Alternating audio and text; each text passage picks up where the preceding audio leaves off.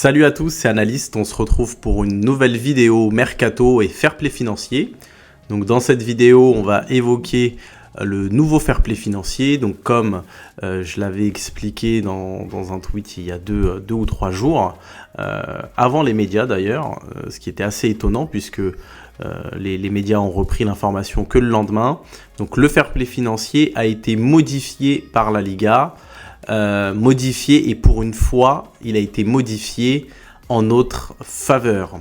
Donc le fair play financier, je vous rappelle ce que c'est très rapidement. Donc c'est un organe de contrôle donc de la Liga qui contrôle donc les dépenses des clubs et donc les inscriptions de nouveaux joueurs. Donc le principe est simple, un club a une masse salariale, donc c'est l'intégralité des salaires de toutes les sections sportives, c'est important de le préciser, donc c'est toutes les sections sportives, et la Liga impose une limite salariale, donc le club n'est pas censé dépasser cette limite salariale pour donc toutes ces sections. Le FC Barcelone ayant une masse salariale donc supérieure à sa limite salariale, le FC Barcelone, pour recruter, est soumis donc au fair play financier et à la règle donc du 1 pour 2,5. C'est-à-dire que si vous économisez 10 millions d'euros, vous pouvez en réutiliser 4. Donc ça, c'était les 40%. Modification donc de la Liga qui permet dorénavant non plus d'utiliser pour 10 millions d'euros économisés 4 millions d'euros, mais pour 10 millions d'euros économiser et d'utiliser 5 millions d'euros.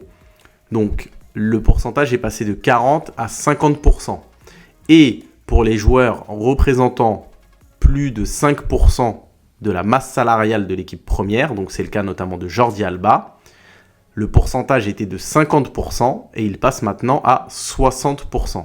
Donc la Liga a permis une augmentation de 10% du fair play financier généré lorsqu'il y a une économie. Alors ça semble peut-être faible, mais en réalité, ça change pas mal de choses. Je rappelle que dans le fair play financier, dans la masse salariale, il y a l'amortissement des transferts. Un transfert, quand vous achetez un joueur, par exemple 20 millions d'euros, comptablement, donc, et dans votre fair play financier, dans votre masse salariale, ce n'est pas 20 millions d'euros. C'est 20 millions divisé par l'année de contrat. Donc si c'est 5 ans, ça fait 4 millions par an. Le fait de rajouter 1 million d'euros, ça veut dire que sur une offre, par exemple, d'achat, et après on parlera du cas Brozovic d'ailleurs, ça permet au club de faire par exemple une offre de 25 millions d'euros, alors qu'avant, le club n'aurait pu faire que 20 millions d'euros. Donc 1 million d'euros de fair play financier en plus, sur un contrat de 5 ans, ça fait 5 millions d'euros. Donc là où hier, le club n'aurait pu faire qu'une offre de 20 millions d'euros, aujourd'hui, le club peut faire une offre de 25 millions d'euros. Donc ça fait quand même une différence. Par ailleurs, il faut additionner tous ces petits gains. Par exemple, Jordi Alba, qui avec son départ permet une économie de 22 millions d'euros. Hier, c'était 11 millions d'euros de fair play financier. Aujourd'hui, c'est 13 millions d'euros. Donc, ça fait 2 millions d'euros de fair play financier en plus. Donc, dans le même esprit, là où hier, on pouvait faire une offre de 20 millions d'euros, maintenant, on peut faire une offre de 30 millions d'euros. Grâce, encore une fois, à ce principe d'amortissement. Le club a également, donc par le biais de Édouard Roméo, le vice-président économique, a expliqué qu'il y avait 50 millions d'euros de masse salariale sur les joueurs qui étaient indésirables. Donc on pense à Dest, Langlais, Umtiti, peut-être Nico. En tout cas, voilà, tout ça, ça fait 50 millions d'euros. Donc si ces joueurs partent, le club aura 25 millions d'euros de marge salariale à utiliser. Donc concrètement, ce coup de pouce de la Liga, il va nous aider à faire un meilleur mercato, ou en tout cas à enregistrer plus facilement nos joueurs. La modification, elle date du 22 juin, donc c'était jeudi de la semaine dernière. Et d'après les informations de Mundo Deportivo et de Fernando Polo, qui est certainement le journaliste le plus fiable et sérieux de tous en Espagne, et donc qui suit le Barça. Le Barça s'est lancé sur Brozovic jeudi 22 juin également. Alors est-ce que c'est un hasard ou pas? Personnellement, j'en doute. Le club a certainement eu cette information en amont, puisque le règlement, la modification du règlement, l'entrée en vigueur de la modification, c'est jeudi 22 juin. Donc le club a un petit peu plus de muscles aujourd'hui pour faire un joueur comme Brozovic et pour l'enregistrer. Brozovic, il faut environ 18 à 20 millions d'euros de fair play financier pour l'enregistrer. Donc est-ce que c'est possible? Oui, clairement c'est possible. C'est possible si Kessié notamment s'en va.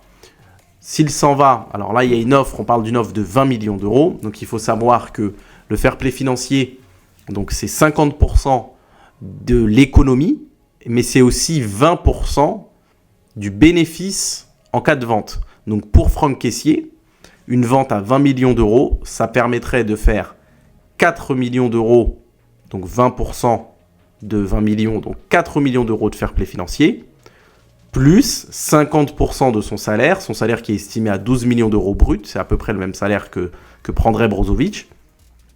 Donc ça fait 6 millions, donc 6 plus 4, ça fait déjà 10 millions d'euros en cas donc, de départ de Kessié. Donc c'est une somme qui est relativement importante. Il en manquerait évidemment un petit peu pour enregistrer Brozovic, mais comme je l'ai dit tout à l'heure, si le club arrive à vendre les différents indésirables, même à les vendre à perte, il y a 25 millions de fair play financier, donc 50 millions de masse salariale, divisé par 2, donc 50%, 25 millions de fair play financier. Donc additionner les 25 des indésirables aux 10 de Kessié, aux 13 d'Alba, on a quasiment 40 millions de fair play financier. Donc on aurait un espace intéressant, en sachant qu'il y a évidemment Inigo Martinez qu'il faut enregistrer, il est estimé à 9 millions d'euros. Il y a Gundogan qui serait aux alentours des 12 millions d'euros. Il y a Roquet pour qui il faut 10 millions d'euros. Et il y aurait donc Brozovic. Donc on n'est pas très très loin du compte. Ensuite, il restera évidemment des joueurs qu'on n'a pas encore évoqués, comme Ferran Torres, qui lui aussi pourrait apporter pas mal de fair play financier, puisque lui, son amortissement, c'est du 10 millions d'euros annuel, donc amortissement de son transfert, plus son salaire, donc ça nous fait grosso modo du 15 à 16 millions d'euros par an. Donc s'il part, c'est à peu près 8 millions d'euros de fair play financier, donc c'est suffisant notamment pour faire un Vitor Roque. Donc oui, le club a la possibilité aujourd'hui, avec ce petit coup de pouce de la Liga, de faire un mercato intéressant.